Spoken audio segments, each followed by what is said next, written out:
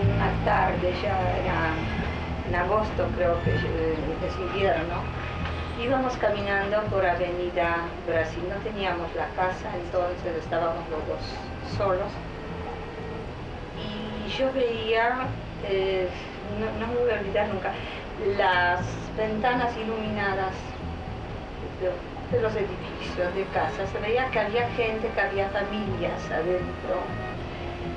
Y yo pensé entre mí, llegará el día que yo voy a estar de otro lado, no aquí en la calle. ¿Sabes? No sé explicarlo, pero eso es lo que yo sentí. Dudaba si íbamos a poder formar, ¿sabes?, una familia normal, o si la tendría, o si la podríamos tener.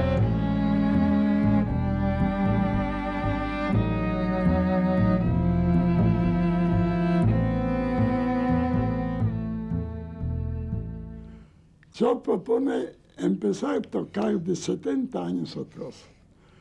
Como él tiene 78, él puede empezar a decir algo que tenía 8 años. 70 años atrás, yo tenía 15 años. La familia éramos 6 hermanos, el padre y la madre. La madre nuestra murió cuando yo tenía 10 años. Este más o menos, decir, en año 30, 31. Un poco más fuerte. 30, 31. Y después la vida nuestra empezó distinta un poquito.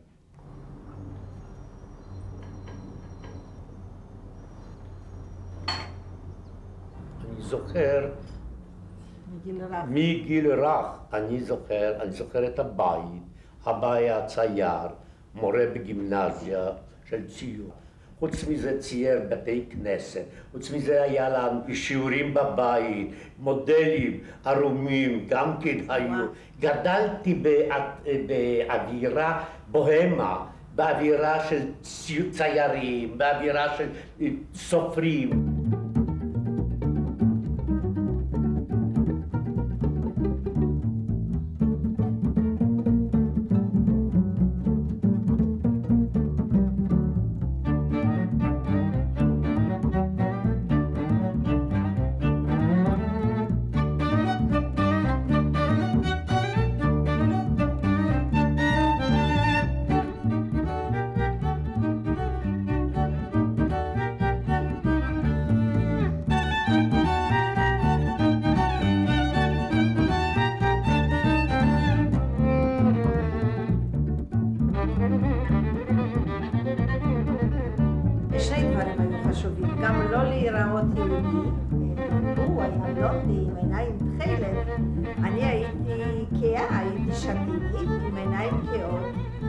שהפולנים אמרו שאין לי עיניים עצובות כמו שיש בדרך כלל ליהודים. כן. הם החליטו שליהודים יש עיניים עצובות ולי יש עיניים לא כל כך עצובות.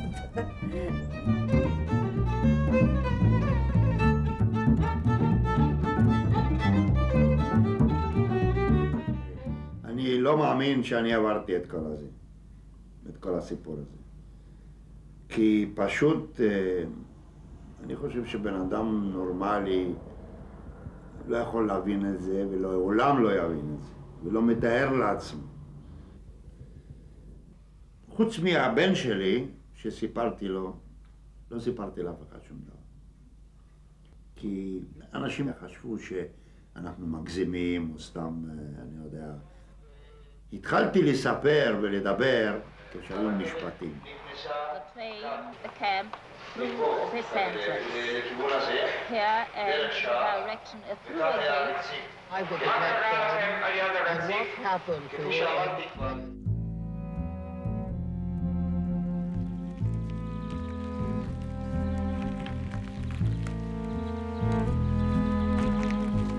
Je zegt ze daar goed in. Mooi zo. Hij dacht aan het verjuwen. 61 Jahre hat sich umgehalten, das Geheime. Es ist gewesen, was jeden Tag gewesen. Du denkst, ich bin gewesen der Älteste. Was habe ich nicht gewusst, was zu machen. Aber um zu klären, es ist ein Moment, wo es mir braucht, sich zu teilen. Und ich demandlich die Momenten, das ist mit 61 Jahren zurück, wie wenn ich auf die gesagt, man nicht, die müsst da wegfuhren, sind ein Stück an andere Bereiche.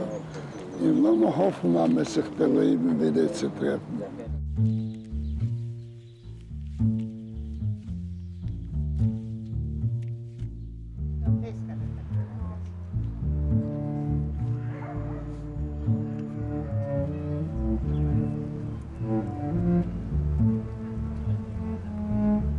Salvaste la vida, se puede decir. Dice que La otra hermana, Treblinka, pero que me lo puede perdonar, que nosotros dejamos del tren. Con tu hermana, menor. Sí, estuve 140 personas en un vagón. Apretujados, sí. En un momento me dijo que tiene un poco hambre y tenemos tan poco comida.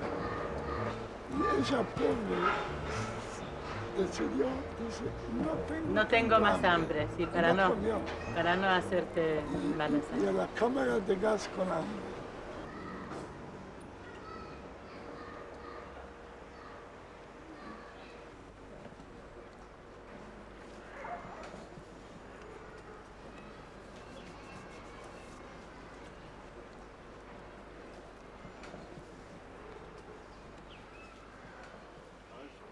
התמונה הראשונה שנשארה אצלי זה התמונה פה. שהולכת מסה אנשים, עוד בגדים, כמות, 2,000 איש. ירד בבת אחד והלך בכיוון זה. זהו הכי טרגדיה, הם לא יודעים לאן הם הולכים, והם לא יודעים מה יהיה. הם יודעים שמשהו לא בסדר, זה מרגישים להם פנים. זה פנים עם פחד, שהולכים כאן. ואתה שומע, אמא, אבא, איפה אתם? אחד מחפש את השני.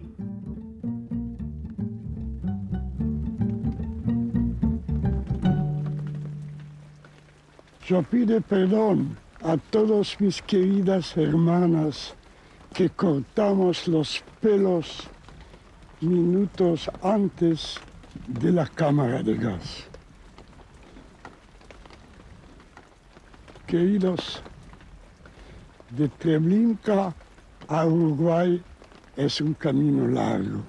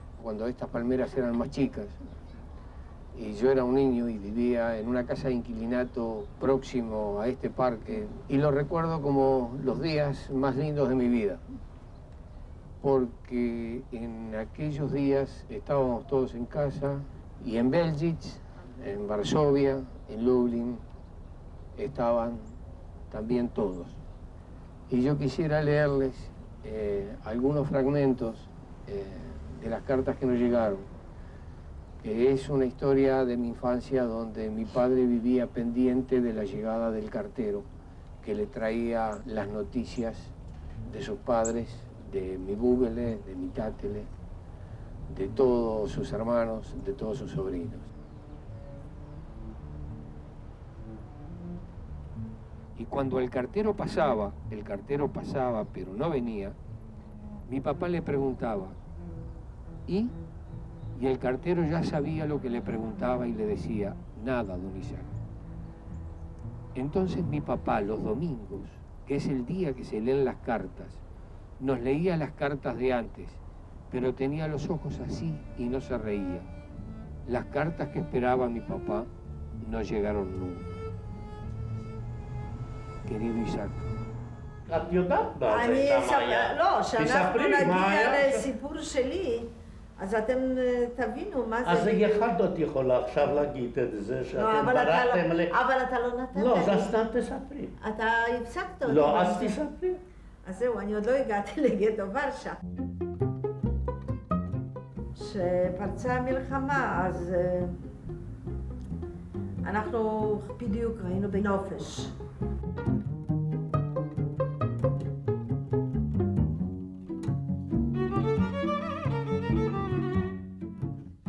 אז החלטנו שאנחנו חוזרים לוורשה. וזה היה משהו נוראי. אנחנו בכל זאת יצאנו כאילו מהעולם החופשי ונכנסנו לחומות. המראה הראשון שנכנסנו לשם, זה אני לא אשכח כל ימי חיי. בצד על המדרחוב היו שוכבים אנשים שמתו מרעב, מכוסים בעיתונים, ואני הסתכלתי על אמא, אמא הסתכלה עליי, ולאן הגענו, לאן באנו, אבל כבר היינו בפנים, כבר לא הייתה לנו דרך בחזרה, היינו בפנים, היינו בגטו.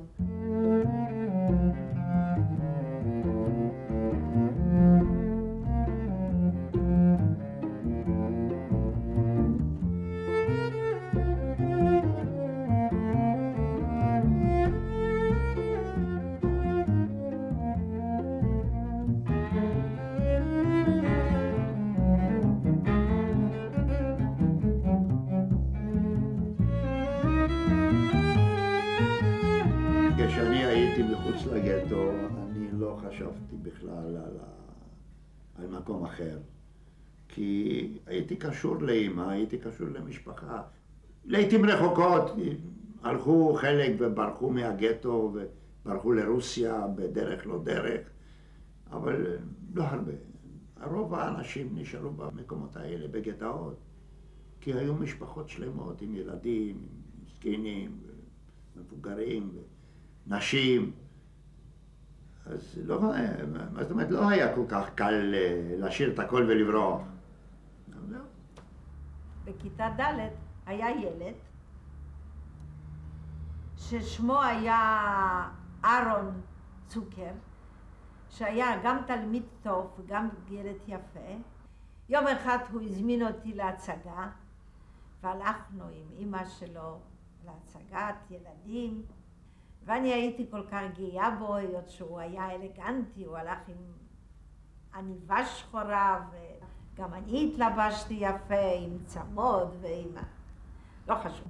זה כבר פרצה מלחמה, לא היה לנו שום קשר.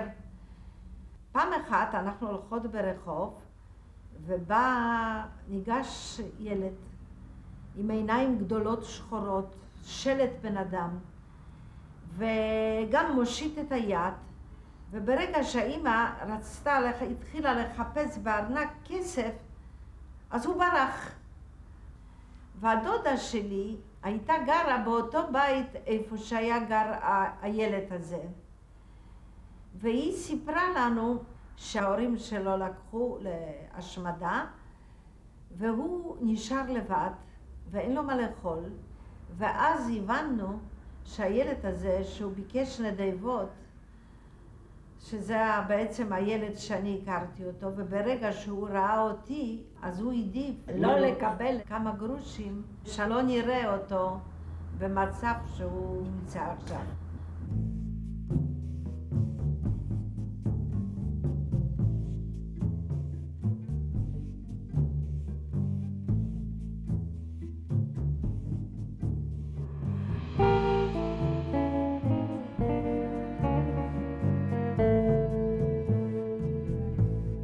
התחילו לספר ששולחים איחודים, לא יודעים לאן, גומרים את הגטאות, ואבא ברק לוורשה נסע, אני עם אמא, עם שני אחיות, נסענו לצ'נסטוחובה. זה בשביל האחיות? כן, לאיתה ותמר.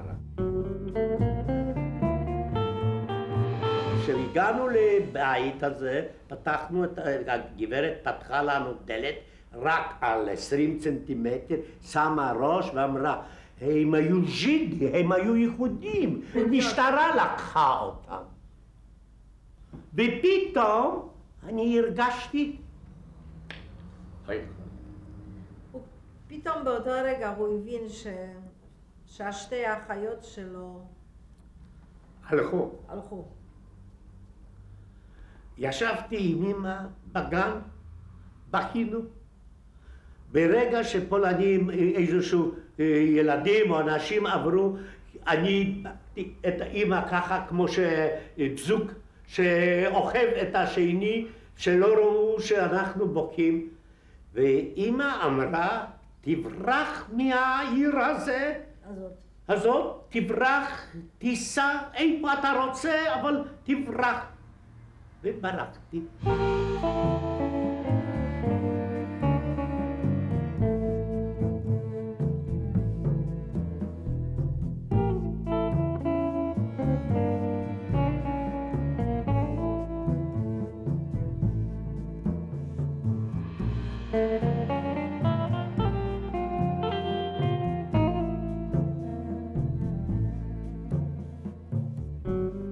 היה ועד קהילה בתוך הגטו, קראו לזה יונרד. ראש היונרד עמד בן אדם, קראו לו צ'רניאקוב, הוא היה מהנדס ומורה גם, בן אדם הגון.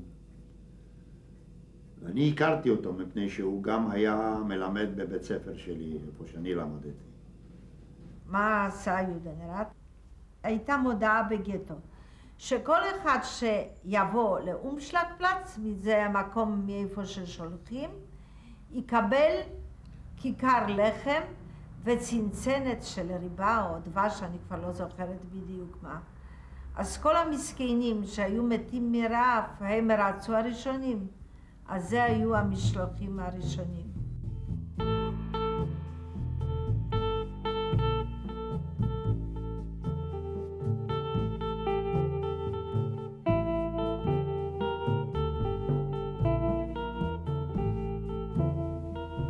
צ'רניאקוב כנראה התנגד לעסק הזה, מפני שידע מה שמחכה, לאן זה הולך. שום דבר לא אמר. הלך והתאבד. אולי על ידי כך שהיה אומר משהו, אולי חלק מהיהודים היה בורח, היה מנסה להינצל. אף אחד, כלום, מצאו אותו מת.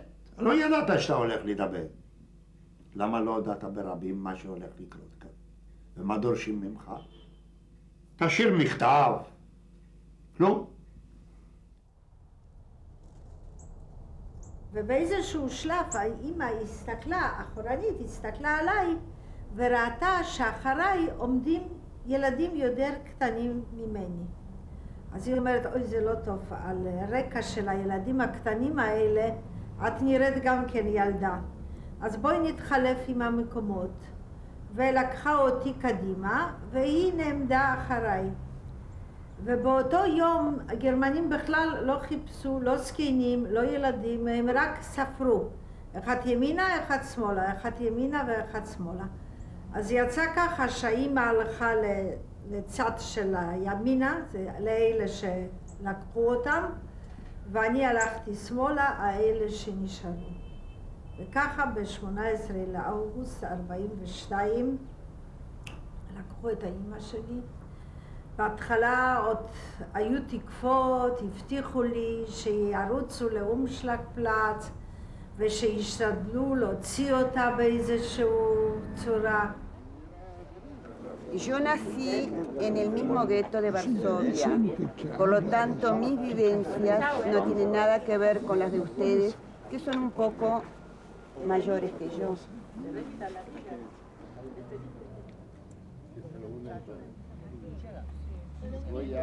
Por supuesto, mis padres prácticamente no los conozco salvo en fotos.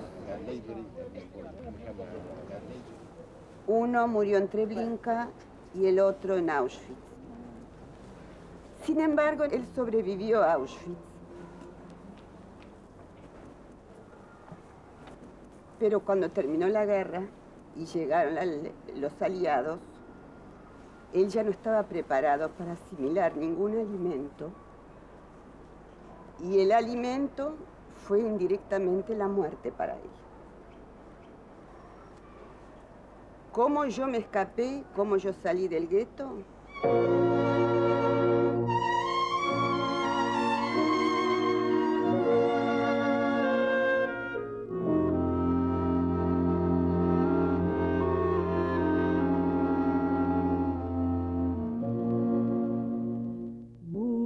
Augen starr und schneit sich ein wie in die Weitheit. Und es flieht von seiner Zart an Ewigkeit. Es ist schwer zu sehen die Welt von die Heuche Mäuern. Es glied Gott uns verstellt, die Ghetto teuern.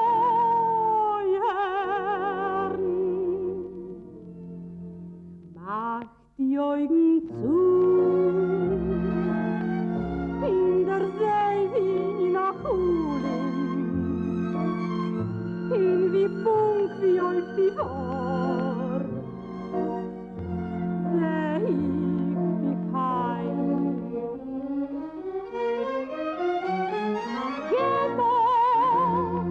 Die vergessen will ich kein Mal nicht. Echo ist dein einzige, dein treuer Lieb. ¿Qué será de nosotros? ¿Qué será? Estas cartas nunca te van a llegar. Nunca te van a llegar, Isaac. O te van a llegar cuando ya no estemos y entonces será para nosotros una forma de estar. Tal vez estas cartas las escriban otros, que Moishe sepa que también son nuestras, para que sepa que fue de sus tíos, de sus primos, de sus abuelos. Cada uno de nosotros es cada uno y todos los demás. También Moishe. Moishe es él y todos los demás. Moishe es sus padres. Es su hermano que va a morir y su amigo Fito. Moisés es también todos nosotros. Así son las cosas.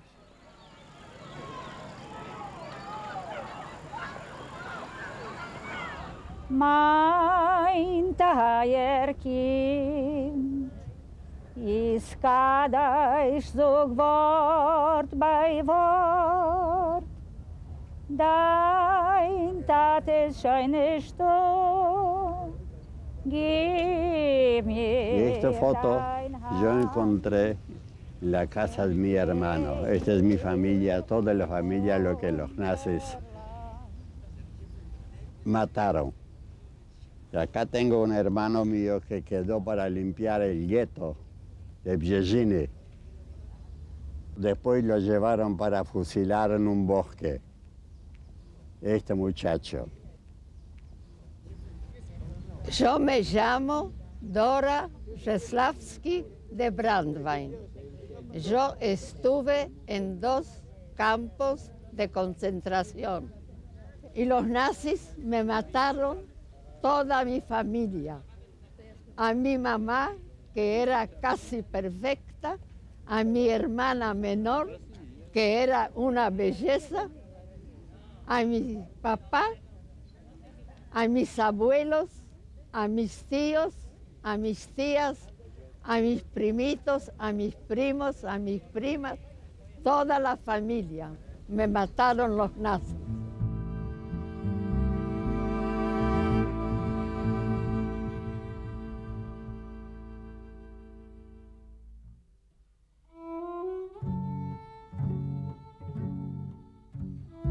בין האנשים היו כאלה שכבר חשבו שמצב לא נורמלי. דוחסים אותנו, לא חשוב מזקנים, צעירים, ילדים, נשים, כולם לתוך הקרון.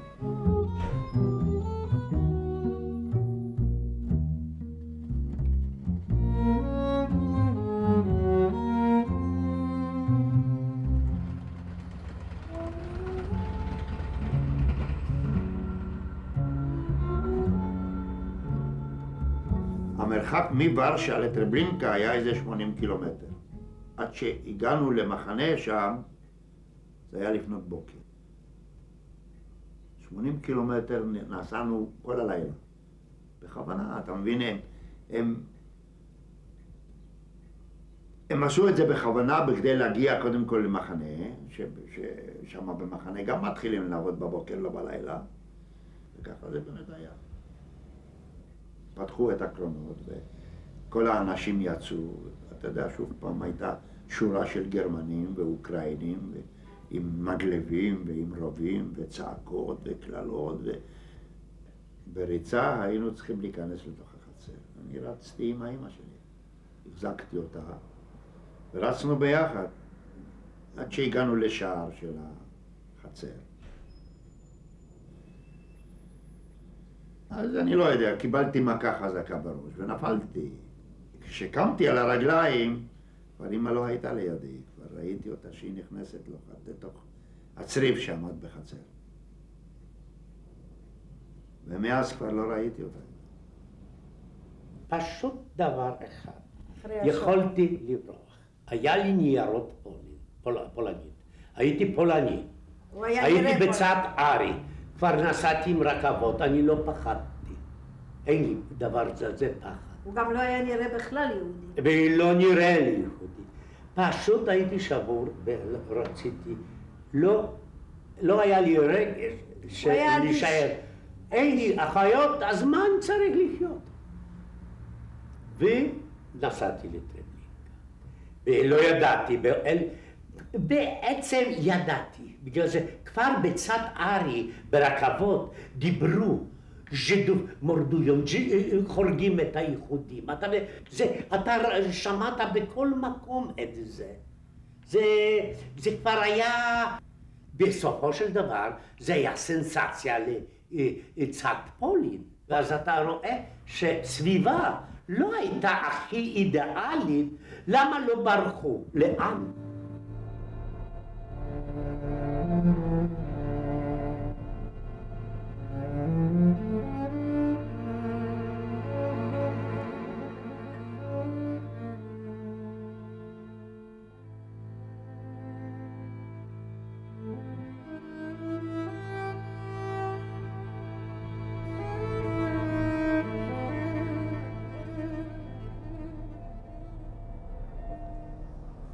Hay unos cuantos sobrevivientes acá, pero yo creo que el señor Reichmann es una excepción.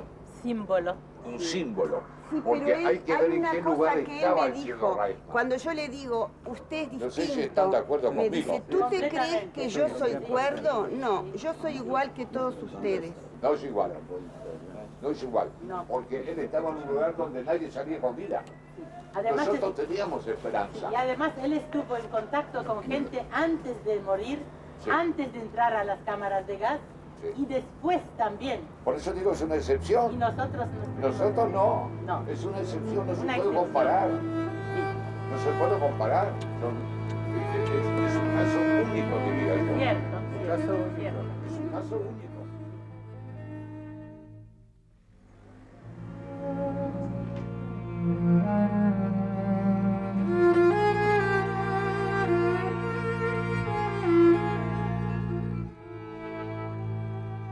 Que mañana de mañana tenemos presentarse en la plazoleta. Sabíamos que esto es mal momento, pero no fue posible escaparse. Probamos.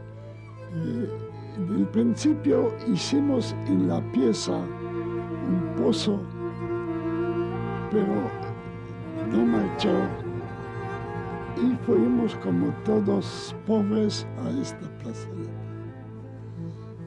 que juntaron todos, empezamos a caminar.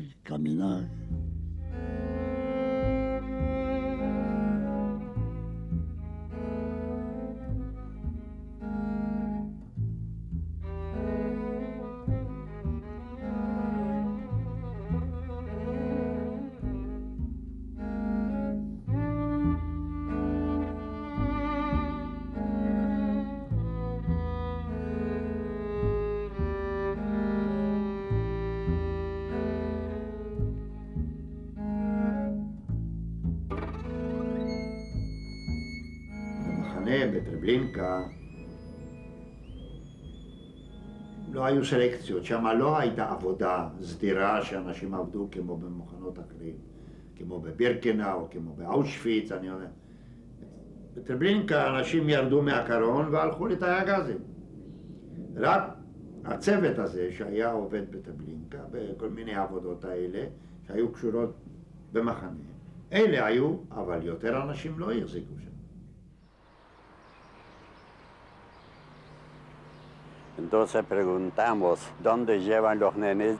Después no sabemos que los mataron a todos, los quemaron a todos los nenes. Y esta es la nena mía, lo que es del año 38. Y lo mataron 42. Tenía 3 años, tenía la nena. De estos.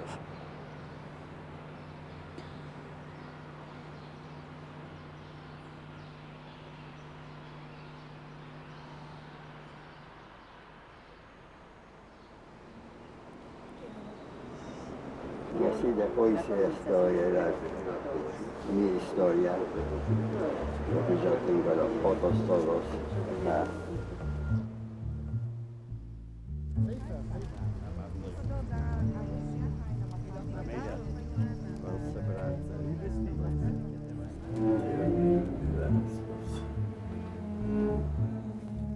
Mis padres.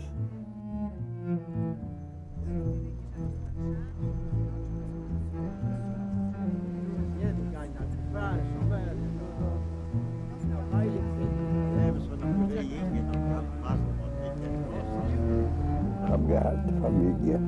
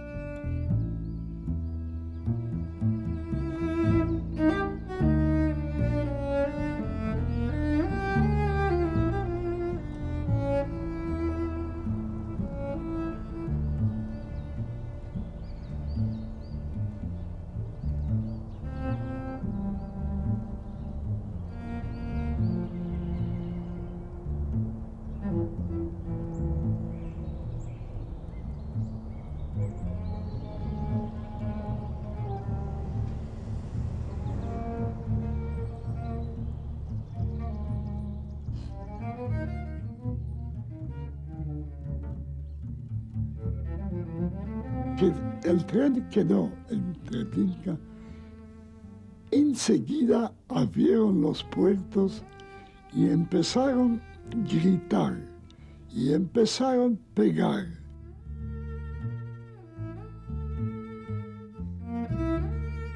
Yo, último momento, todavía me despidió con mi hermanita. Me dijo, olvidaste este paquete. Yo dijo, no necesitamos. Último beso fue para siempre. וכאן אנחנו ירדנו, וברגע שהגענו לשער, גברים הלכו ימינה, נשים שמאלה. פתאום ראיתי איזשהו בחור עם הסרט אדום דומה למכיר שלי. אמרתי, אני אופטוב, צ'נסטוחובה, ורשבה, צ'נסטוחובה, איך קוראים אותך? סמק וילנברג, תגיד שאתה מאורר, תגיד שאתה בנאי. והלך. אחרי כמה דקות בא אססמן ושאל, וויז, מי זה הבנאי? אמרתי, איך בן מאורר. והיה לי את החלוק של אבא, ועשיתי, אני זרק, קיבלתי מכה ונתן לי להיכנס, הכנסתי כאן לצריף. אחרי כמה דקות באו כאן 50-30 נשים עם מכות. זה היה כבר סתיו חזק על יד חורף. ונשים הורידו את הבגדים, ותשמע, זה בגדים חמים, יכול להיות שגם כן עשו צרכים, ופתאום מהכל בצריף, וזה קר, התחיל להיות עדים, וככה הם הלכו לכיוון שביל לגז. וזה היה תמונה סוריאליסטית טרגית. ואחרי שהיה שקט, הגיע הבחור הזה שאמר לי, תגיד שאתה באורר, ואמר לי, אתה יודע מי אני? אני אמרתי, לא, פשוט הייתי בשוק. אני אלפרד בם, חבר שלך מצ'נסטוחובה. אחר כך הוא בא ואומר, סמק, אתה בטרבלינקה. אז אמרתי, מה? זה מחנה השמדה. הם כולם לא חיים. אין לי אבא ואין לי אמא ואין לי אחות. בבקשה. זה הטרגדיה. ופתאום כולם כאן נשארו לבד. כל המשפחות שאתה רואה, הם הלכו לגזים.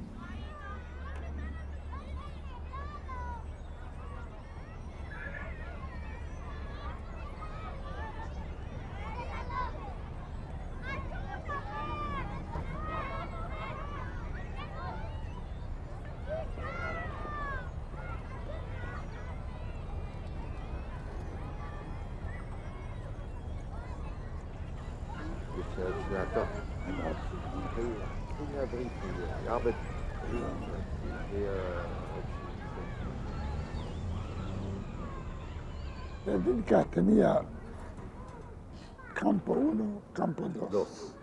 En campo 1 vinieron los judíos, donde sacaron la ropa. Yo estuve 3 días en campo 1. Después de 3 días a mí llevaron al campo 2. Y en campo 2 tuve que juntar los muertos. Y yo, mir gebeten, als wenn mir leicht zerschlufen, nicht aufzustehen. Ich bin doch gewesen fast 11 Monate dort. Das war eine gefährliche Zeit.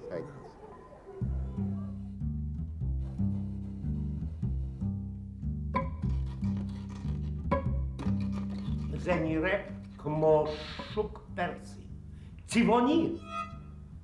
כל הגבעה הזו זה היה צבעוני.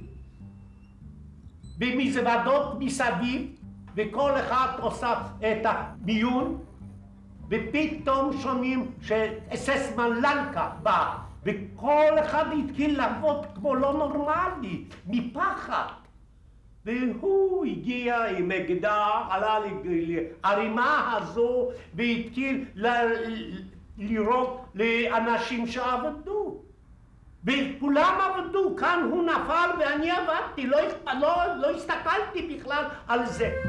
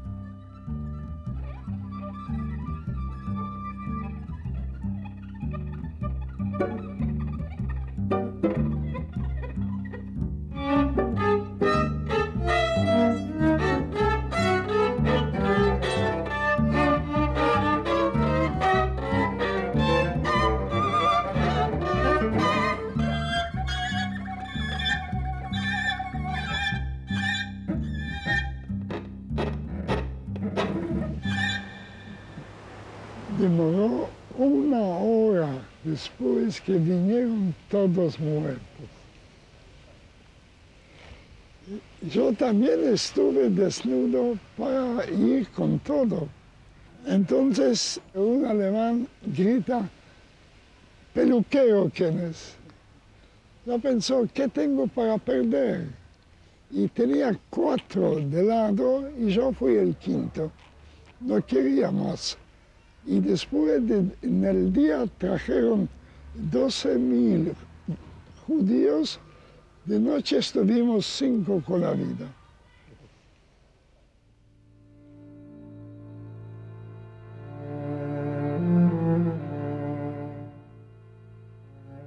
פתאום הוא עבור הביתה, ראה שאני חדש, אז הוא אומר, אתה יודע, תיקח את הניירות. מה זה ניירות? תעודת זהות, פספורטים, תמונות, כל מיני דברים מנייר שלא היה שום ערך. וזה היה על הסמרטוט לבן, לקחתי ואמרתי, לך שמה. זה לזרת, זה היה כניסה עם דגל צלב אדום על השטח לבן, על הבת לבן. וכאן באו אנשים זקנים, נכים, ילדים, אנשים שלא יכולו ללכת לגזים. שלא להפריע לגרמנים.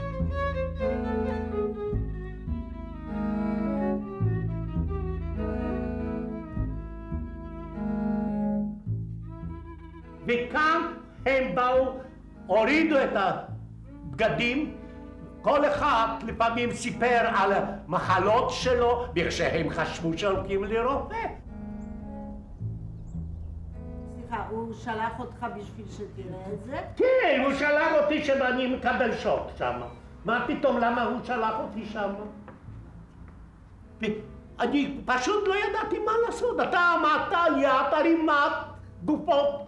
הלוא דבר כזה בכלל אי אפשר לתאר. אתה נכנסת לשם, אתה רואה אש שכל הזמן בוערת, גוויות בוערות, יושב לו אחד מאוקראיני על הגבעה שם יושב, ומחלל על חליל, כאילו שהוא רואה צאן.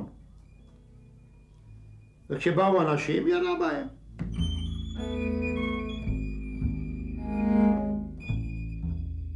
רכבת הגיעה, כבר אנשים לא היו. בעצם כאן, על יד הצריף הזה, עמדה בחורה עם נעליים אדומות, עם חוסטה, לא נראה. מטפחת שהחזיקה ממש בשיניים, עם חתיכה גדולה לחם, כך, ועמדה והסתכלה, ורואים שזה היה בחורה לא כל כך נורמלית. והגיע אססמן מיטה, קראו אותו מלאך מוות, מאוכמובס, והתקיל, לקח אותך למגרש כאן, סליחה, בזה כאן לזרת, רצה להביא אותך ללזרת, אבל בינתיים היא ראה הרבה אסירים שעבדו פה. וכמו שבשוק בעיירה קטנה, ככה היא חשבה על זה, וכולם הסתכלו, ופתאום היא הוציאה גם כן במזוודה משקפיים ילדים, והתחילה להסתכל עלינו עם פחד. עם פחד שראינו את הפחד אצלה, והסתובבה, וכולם הפסיקו לעבוד. הסתכלו על הבחורה מוורשה, ואתה יודע, היה שקט, הפרלמייטרים לא דיברו, לא, זה נורמלי, זה צעקו, ארבע, בח, שנל, כאן היה שקט.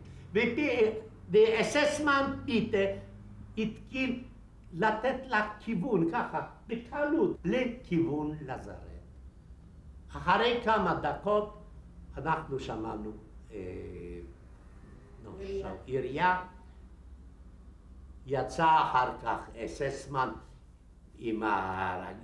שם את האקדח שלו, ובדקה הזו, כל המחנה, כמו שאתם רואים, התחילו פוררבייטרים לצעוק, זונות, ארבייט, מהר, ארבייט, כולנו. וזה ידענו שזה לא צעקו אלינו, זה צעקו מה שהיו, מכיף מה שראו, וזהו הכל. Cuando estuvimos en el campo de concentración, por ejemplo, yo no pensaba que existe otra cosa. Y me llevaron a Auschwitz, después a Stutthof, primero gueto. Yo era una niña, por supuesto. Y estuvimos un día entero parados y no andaba la cámara de gas. Estaba descompuesta, entonces nos llevaron de vuelta a la barraca donde estuvimos. Y en esta barraca había cuchetas de 3 pisos. Y de repente vinieron alemanas y alemanes y nos inyectaban, no sé qué era, pero la gente se caía muertas a cada rato. Y de repente pasó una señora que ella era doctora. Judía, también prisionera, pero era rusa. Y me preguntó, ¿qué te pasa, chiquita? Y yo le dije, mira, me pincha tanto la pierna y todo el costado. Y me sacó un pedazo grande, toda la infección. Entonces, de a poco, yo me fui recuperando y de esta manera yo me salvé. Maruszka, jestem sami los na zawsze rozdzielił nas. Maruszka, stare wierne skrzypki łkają ze mną wraz. Ach, pozwól słodkie usta twe całować, cygańskie serce znowuż oddaj nam. Jest noc, a w pałacu jest bal, a u okien co lśnią stoi cygan Ilka. Bueno, esta canción la canté a una capo en el campo de concentración de Stutthof y gracias a esta canción no recibí golpes. Y la capo le gustó mucho, la capo le gustó mucho esta canción y se puede decir que también mi mamá no recibía golpes.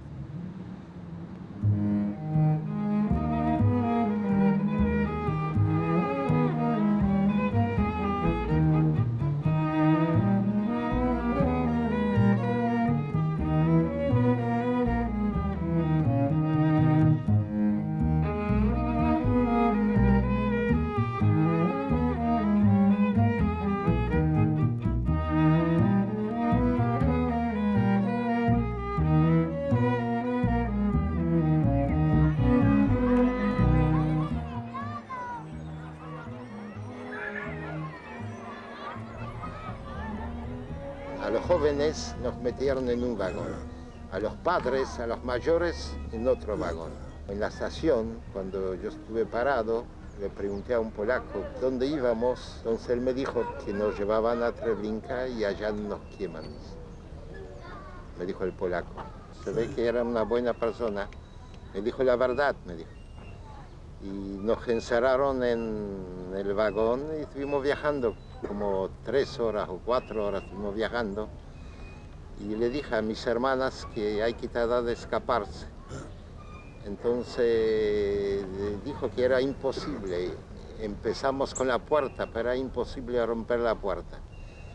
Entonces, como vi arriba que estaban las rejas, digo, voy a probar con las rejas, a ver si puedo, la ventanita, si puedo romper las rejas. Y le dije que ellos, que cuando saltan, que saltan con el ímpetu como va el tren. Y así era.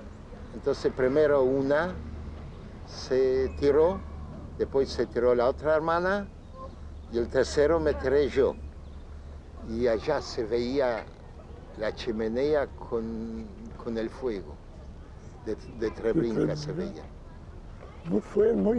Estuvieron muy cerca de Muy cerca de allá. ¿Usted ya estaba en Treblinka? 1942. Y el levantamiento hicimos el 2 de agosto en 43.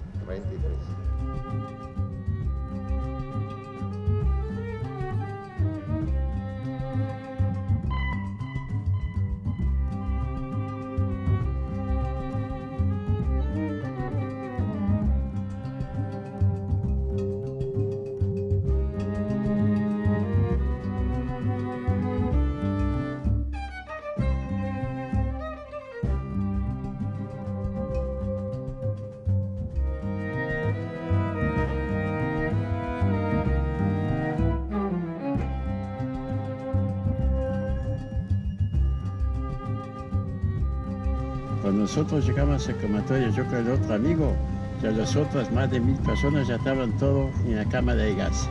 La primera vez que vi en mi vida, mujeres, hombres, niños, todos abrazados, todos desnudos, nunca en la vida se me sale de la cabeza. Y así, en general, no era tan fácil cuando llevaban gente a la cama de gas. Había mucha resistencia. Muchísima. Seguro que no hay testigos y murieron todos con batalla. Yo me puse en contacto con un amigo de mi pueblo. Él me encargó a mí que yo le consigo pólvora. Mi señora Raquel Saquen, la futura señora mía, que era una amiga de mi infancia, de escuela, ella trabajaba allá, en una fábrica de municiones, allá mismo en Birkenau, subterráneo. Y ella todos los días traía, yo también fui a trabajar después allá, y yo puse bolsitas chiquitas en el zapato de pólvora, y el 16 de abril de 1943, el primer levantamiento con un Birkenau fue dirigido por Shlomo Avnet, de mi pueblo, era mucho mayor que yo, y después vinieron los alemanes con la ametralladora y mataron a todos. A todos, de lejos, no, hicieron el crematorio también. Los hornos no funcionaban como 1 mes y medio, 2 meses.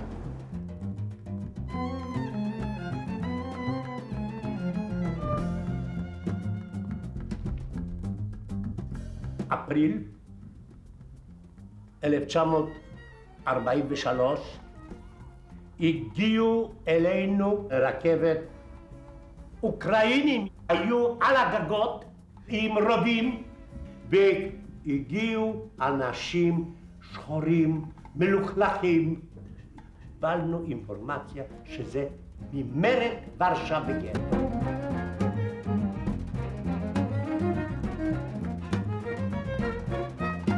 המרד בוורשה היה באפריל, אבל בהתחלת מרץ מצאו בשבילי מקום על יד ורשה, ועכשיו התחיל סיפור איך להוציא אותי מהגטו. ודרך החומה, זה היה הדרך היחידה שאפשר היה באותה תקופה לצאת. A mí me sacaron del gueto en un bolso, recién bebita. ¿No sabes quién te sacó en el bolso? Sí, una tía. Que tenía papeles diarios y podía trasladarse de adentro y de afuera del gueto. אני פעם אחת עליתי ופתאום באותה דקה הפולנים נעשו סימן שזה לא טוב, הגרמני מתקרב, אז ירדתי. אחר כך עוד פעם עליתי, ופעם השנייה אני כבר עליתי למעלה, ולמטה הפולני אני הייתי צריכה לקפוץ, והפולני תפס אותי, היות שזה גבוה מדי, אי אפשר לקפוץ. הוא באמת תפס אותי, וישר העביר אותי לאיזשהו בית, קרוב מאוד לחומה. Y estuve escondida en casa de un matrimonio ario. Cuando terminó la guerra, yo no tenía padres. Mis tíos, que fueron sobrevivientes, me fueron a buscar.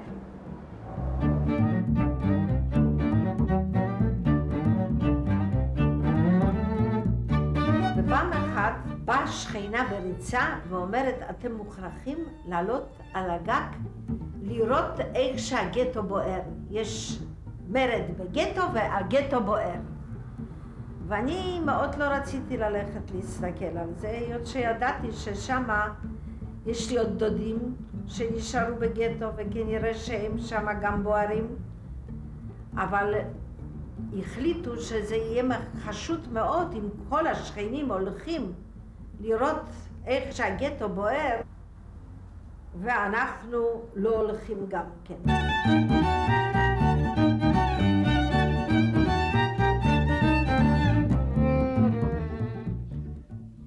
וכנראה שהיה קשר עם מחנה השני, והם הודיעו שנשאר להם עוד איזה בור אחד. ואם ירוקנו וינקו את הבור הזה וישרפו את הגוויות, אז יחסלו את כל הצוות שעובד בטרבלינקה. ואז התחילו באיזושהי צורה להתארגן קבוצות ולדבר על מרידה. כי להפסיד אין מה להפסיד, בלכו בכו יחסלו אותנו. אז מה יש להפסיד? אז לפחות לעשות משהו ולא ללכת לתאי הגזים כמו צאן לטבח, אבל להתנגד.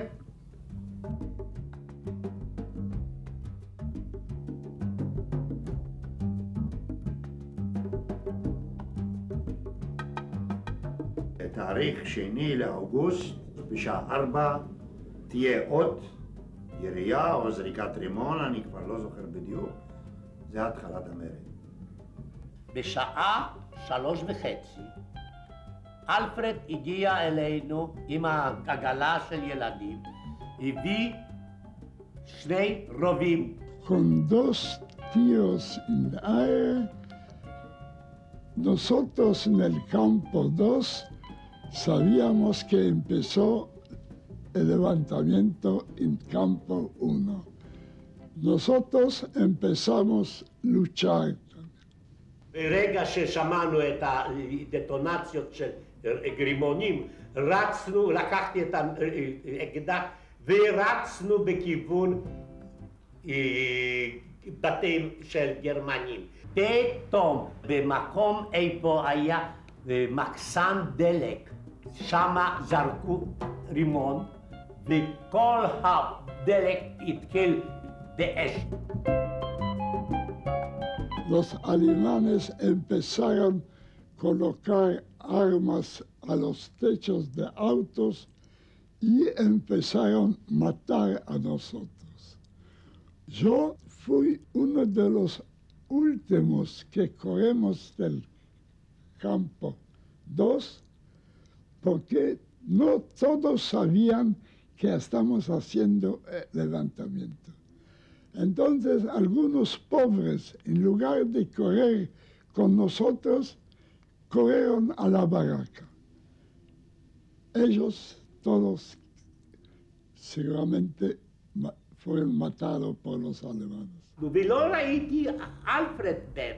התחלתי לחפש ופתאום אני ראיתי את העגלה הפוכה על האדמה ועל יד זה אלפרד עם כדור בראש.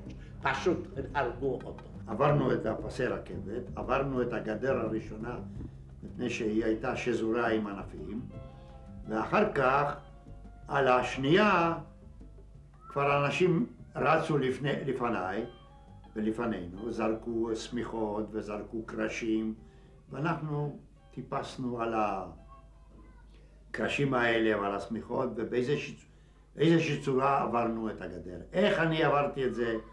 עד היום אני לא יודע.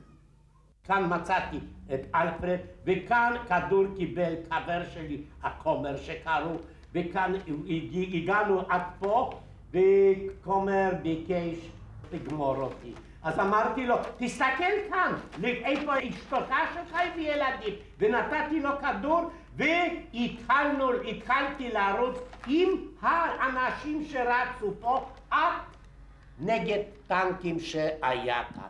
אנשים שנפלו בין החוטים עמדו ככה בתוך נגד טנקים, פשוט עמדו, נשארו ככה.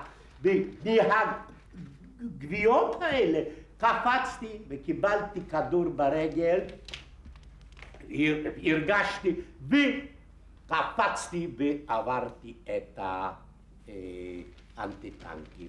והכנסתי ליד, יחד איתי רצה קבוצה גדולה של אנשים, הילג הלך ימינה, הילג הלך שמאלה, והשארתי לבד. רדפו אחרינו גרמנים או אוקראינים, כמה, על סוסים ואפילו עם מכונית. אבל אלה שהיה להם נשק, הרובים, היו 2 או 3, נשכבו על הארץ והתחילו לירות. Germanos התקפלו, הסתובבו בברחו.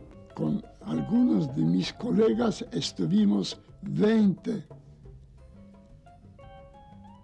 De este 20 nosotros se separamos en 2 grupos. Que quedó pocos minutos, vemos que los ucranianos junto con alemanes se acercaron al bosque donde nosotros estuvimos. Primer grupo de 10 encontraron, enseguida mataron.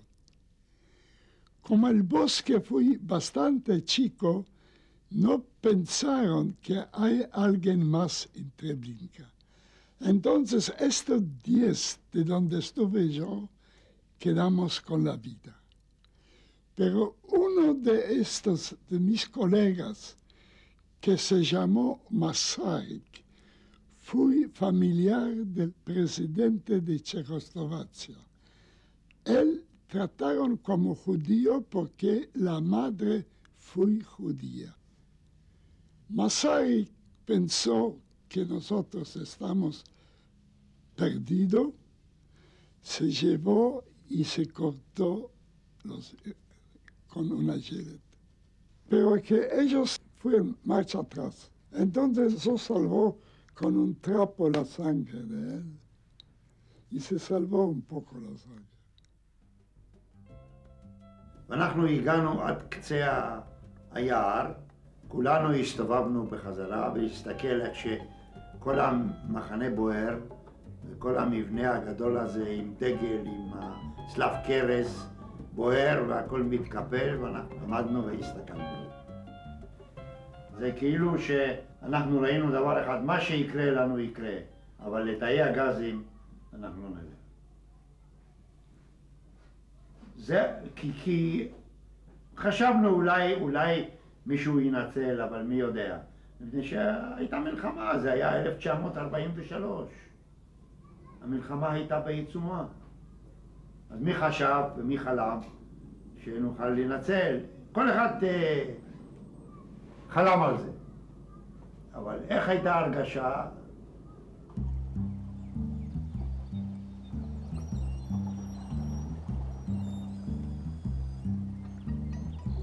Que yo fui a casa de Yarosh, de un amigo mío, y me besaron, y me pidieron que yo coma y todo.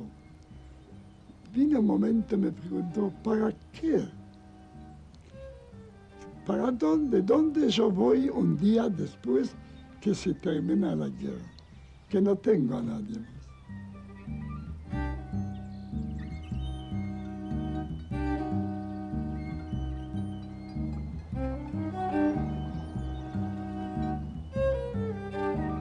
Vinieron conocidos y ellos cantaron. Entonces yo me fui en la otra pieza para llorar. Y varias veces me pidieron por qué yo hago, pero yo dije que no es porque yo quiero estoy triste. Yo decidió, no voy a esperar más, voy a una farmacia a comprarme Ciancali. Quiero entrar en la farmacia, veo que adentro está un soldado alemán. Yo en lugar de entrar, igual yo quería morir, pero que yo vea a este alemán me retiró de vuelta. ¿Sabes? Son momentos tanto anormales, ¿sabes? Tantos cambios. De un lado yo quería terminar conmigo, de otro lado quería vivir también, ¿sabes? והלכתי לחפש אבא ואימא.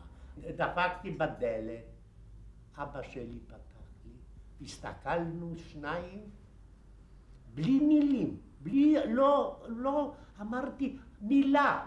הסתכלתי, הוא הסתכל עליי ואני הסתכלתי על אבא. ואחרי כמה, ממש דקות, אני לא יודע כמה זמן זה לקח, הוא לקח אותי לפרוזדור שמה והכנסנו לחדר שלו. ואחר כך הוא לא דיבר, הוציא עיפרון והתחיל לכתוב, אני כאן הילם, אני לא מדבר ולא רוצה שהם שומעים, אתה יכול רק לדבר. וככה אבא שלי למחרת שלח מברק לאמא. אמא הייתה בעיירה אחרת. הגיע ואני פתחתי דלת לאמא. כזו פגישה זה קשה להסביר. ידוע שהייתי בטרבלינקה, גמרנו, ופתאום אני באתי בחזרה.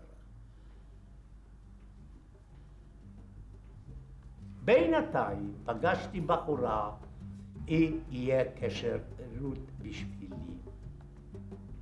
במחתרת הייתי, אני חושב... כמה? 9 חודשים. אתה מבין מה זה? הם היו תופסים גרמנים.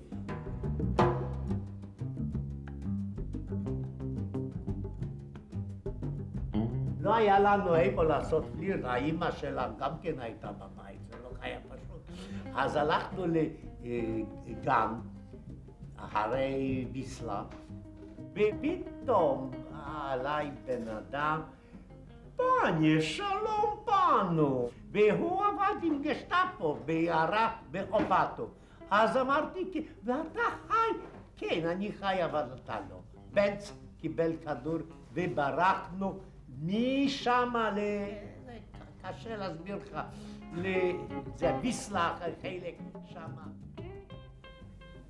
יום אחד אתה למטה בבונקר, והיה איתי יעקב מילר שנמצא באורוגוואי.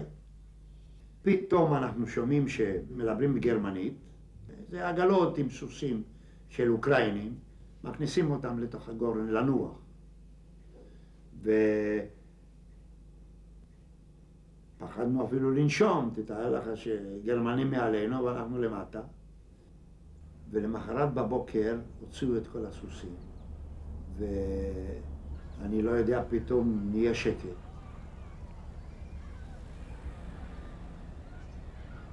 ואז אנחנו יצאנו החוצה, ארבעתנו.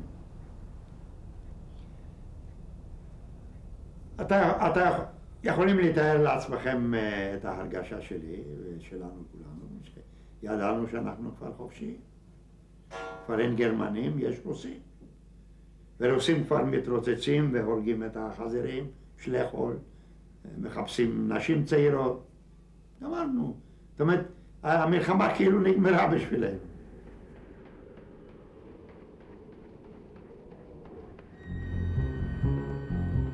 והגענו לוורשה על קרח.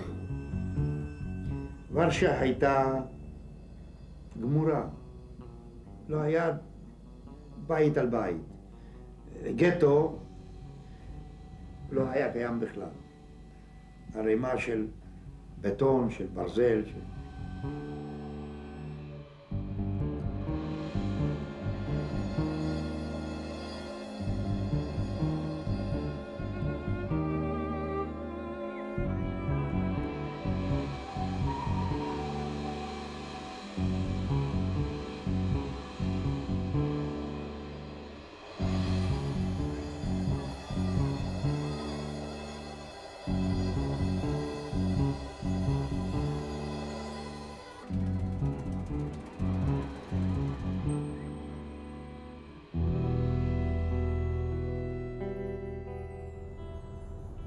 האמת היא שיום השחרור זה לא היום הכי מאושר בחיים, היות שהרוסים רצו לאנוס אותנו. אז זה לא היה כל כך נחמד. זה היה זה גם לא היו רוסים כל כך, זה היו אוזבקים כאלה, עם עיניים כאלה, אתה יודע, נוראים. Nos encontramos por casualidad en el mismo lugar a donde nos despedimos en el año 39. Nos encontramos acá, nos abrazamos, no hablamos ninguna palabra, nada. Venía a casa, entro en el baño a bañar y él me empieza a arrimar. Toca, toca, toca.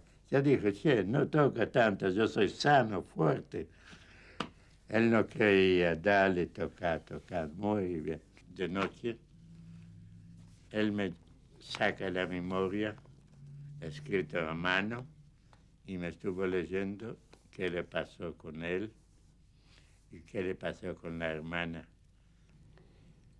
Y después, despacio, despacio, empezamos a hablar de padre, de madre, de los más chicos que yo. No se sabe nada, dónde se fueron, a dónde liquidaron. Así era la vida.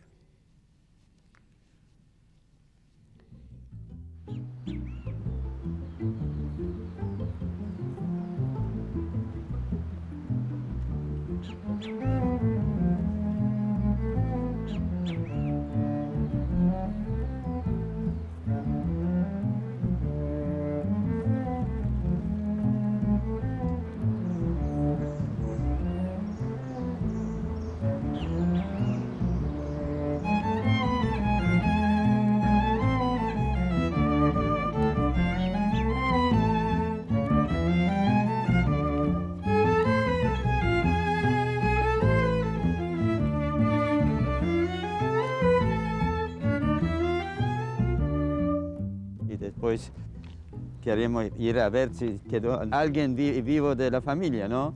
Llegamos a Lodz, buscamos en la comunidad israelita, todo, preguntamos, no había nadie. Y después yo encontré la novia, como se dice, ¿no?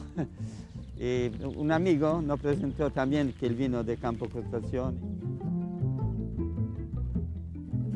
וראיתי במשרד כזה קצין פולני, עם שפם יפה, בחור יפה, ואני שואלת אותו, אולי אתה שמעת על איזושהי דירה בלודג'?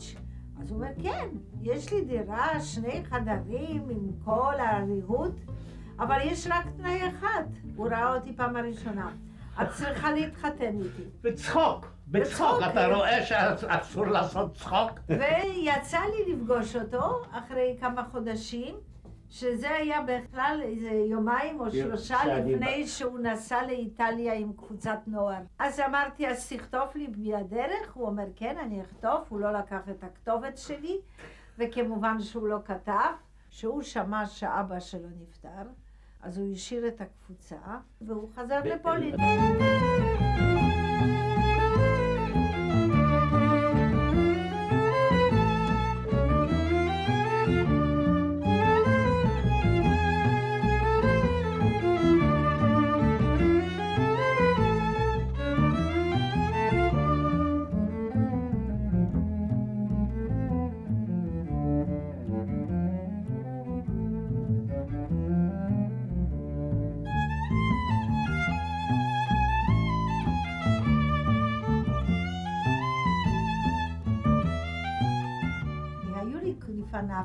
כמה חברים. האמת היא שאחרי המלחמה, הבחורים אחרים שיצאתי איתם קודם, שנפגשנו, אז תכף אחרי 2 פגישות כבר התחילו לעשות תוכניות, להקים משפחה, ילדים, היות שאנחנו כולנו היינו בודדים.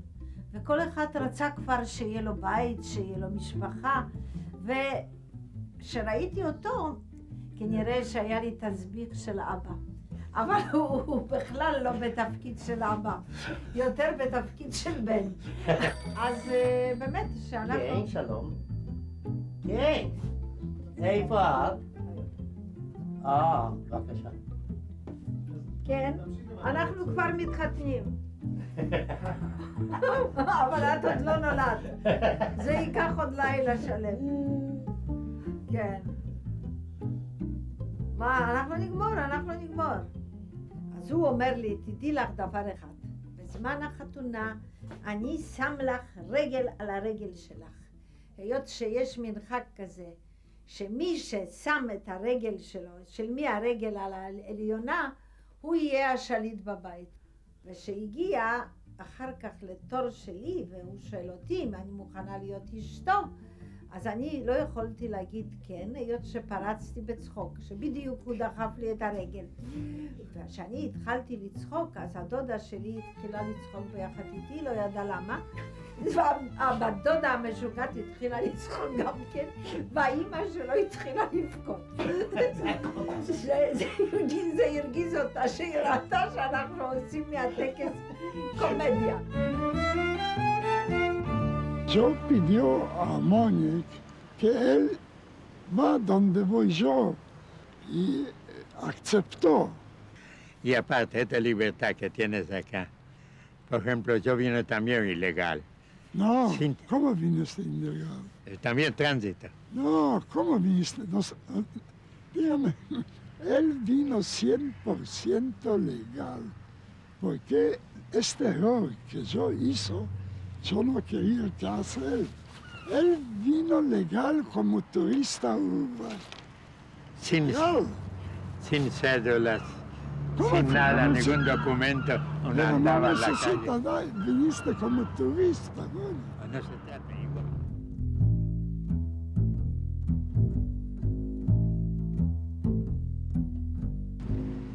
Yo hablo, mi señora, no me siento, ¿sabe? Yo tengo cuña en cementerio, me dan siempre una silla los muchachos, me siento, hablo, ¿sabe? Hablo de todos, empieza del hijo mayor, termina el asunto con mi hijo menor, con los familia, y yo me calma un poco.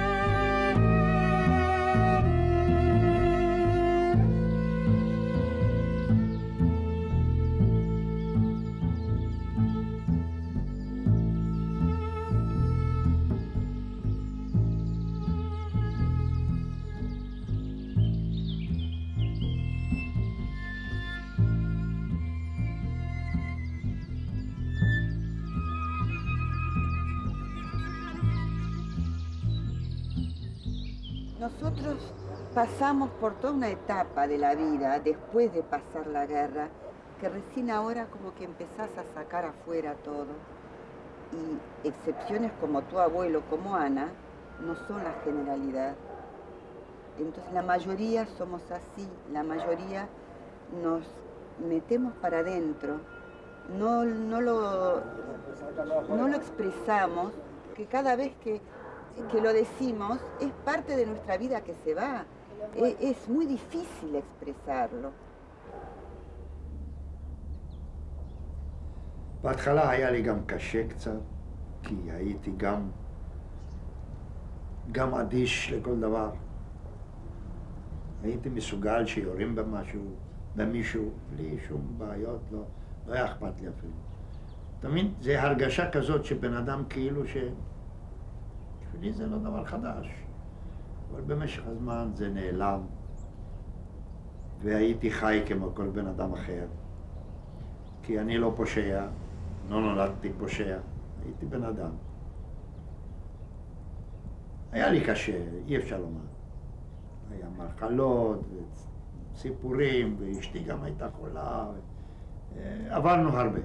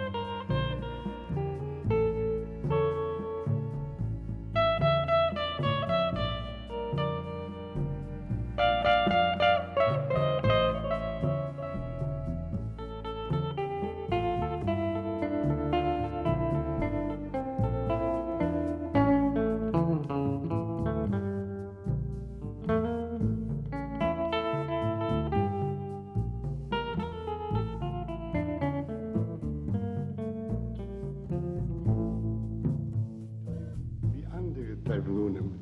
Und wenn ich habe ungeheuben, sich ein bisschen mehr zu konzentrieren und klären ein bisschen, einfach ein bisschen sich mehr erinnern, weil Treblinka kann ich nicht sich befreien von dem. Ich sehe das da, oft schlafe ich nicht und es weckt mich auf und ich habe uns zu schreien. Versteht mich als man kann nicht gedenken, alle. Es hat euch nicht gelungen, sie zu brechen. Wir wollen sich halten mit Keuches. אבל וסבילים זה היום. מספיק. האמינו לי שלא ניתן לזכור הכל.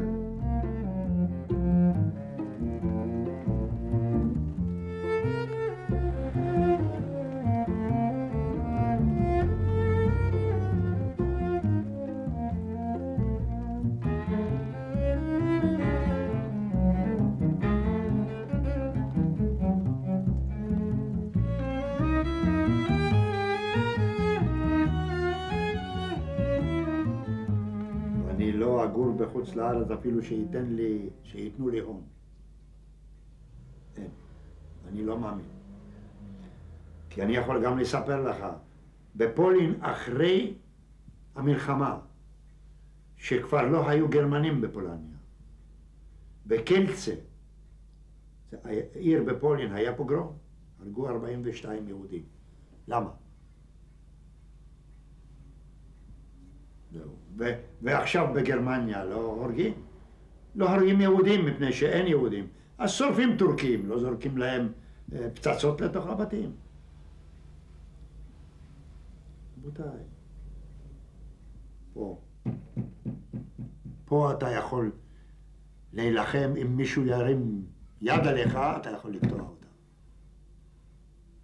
ואתה פה עם נשק ביד כמו כל בן אדם בכל העולם. לא יכולים לחתוך לך את הראש ואתה תתכופף, תלך על יד הקיר. זה המסר שלי. אמנם זה טרגדיה שאנחנו לא יכולים לעשות שלום עם ערבים, שאנחנו חיים כל הזמן במלחמות, אבל אין לנו ברירה. Dígame, yo hoy que teníamos el plan que viene él, yo dijo, empezamos de 70 años adelante. Que él tenía 8 años, yo 15, acordarse de este tiempo. Dígame, ¿existe una alegría más encontrarse con un hermano? Un año yo justo tuve un hijo. Y después de hijo me enfermé, agarré pulmonía.